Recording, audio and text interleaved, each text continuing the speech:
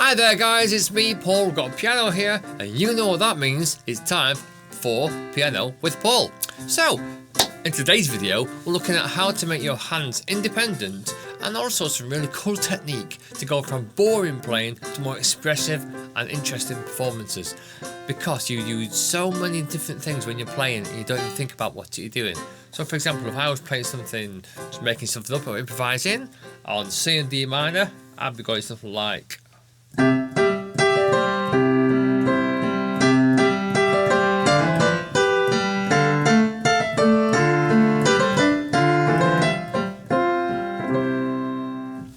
And that involves a lot of different techniques, and we're going to explore those techniques today. So if you want to play like that, stick with me, and we'll have you going in a moment. Okay, so I'll see you in the rinky-dinky-doo.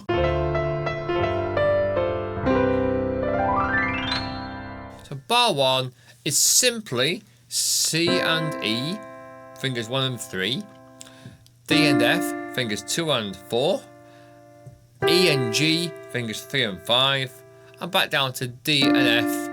Okay, so that is the shape of the overall piece, and what we're going to do is play it twice. So the actual timing is 1 and 2 and 3 and 4 and 2, 3, 4,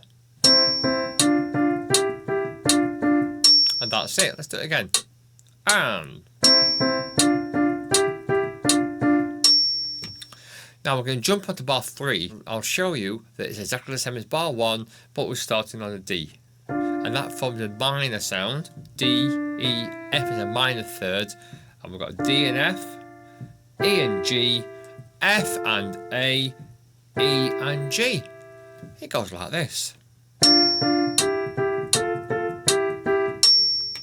And it continues into E minor and back down to D minor. So bar 2 goes like this. 2, 3, 4. 1, 2, 3, 4. Did you notice the short note? That's called staccato. It means to play short, but not any different in timing. It literally is. You still follow the beat, but you only play it down and lift back up again quite quickly. Sometimes it's easy. It's nice to jump the notes, kind of raise your hand a little bit, and just kind of play down and kind of jump away. That's easier than going. You get a better sound, you get a better attack. So let's now take a look at that bar and we'll put it together with bar 1. So just bar 2, okay. Let's put them together, bars 1 and 2. And 1, 2, 3, 4.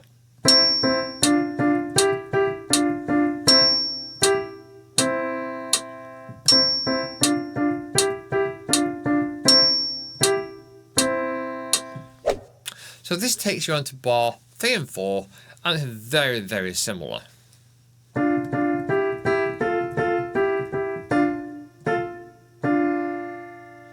Bars 5 and 6 is like this.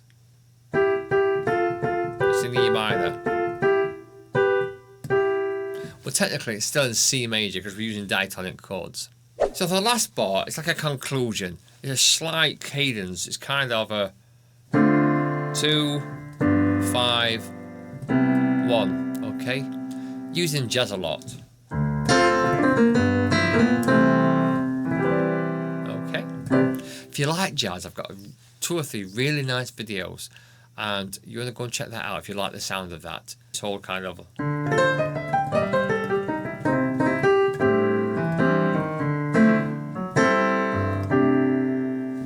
Anyway, I'm digressing. The last little section, like I said, it's a little bit of a 2-5-1 type sound, and it goes like this. 1 and 3 on D and F, and then we reach over to the B and play our D with our second, which gives us a nice position to get back into 1 and 3 on the C and E as we started.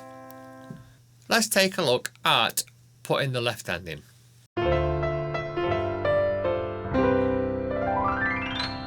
So the left hand is quite easy, and it needs to be, because the right hand is something we are really focusing on. So the left hand normally supports something.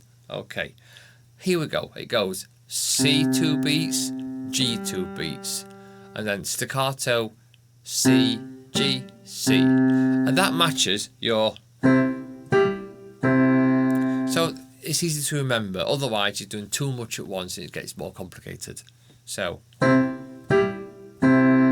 that stands for all of the other parts. So in D minor in the bar 3 and 4,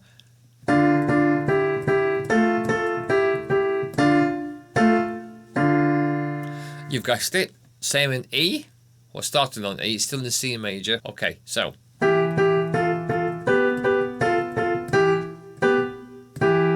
And then down to D.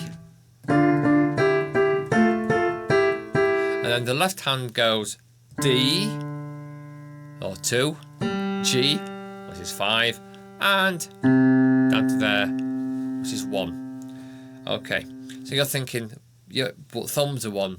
Well, they are, but I'm talking about the chord relationship within C major. So let's put all of this together in a complete exercise, and we'll add some drums to it, and it'll sound great. So here we go. Try and play along. If you can't, just listen to it and practice it, and then play along when you can.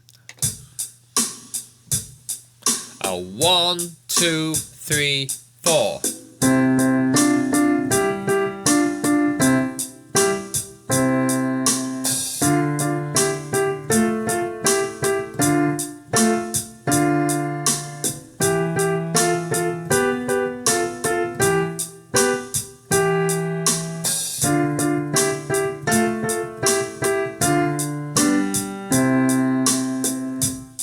And one more time. Here we go.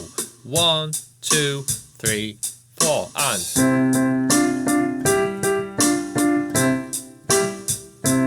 D minor.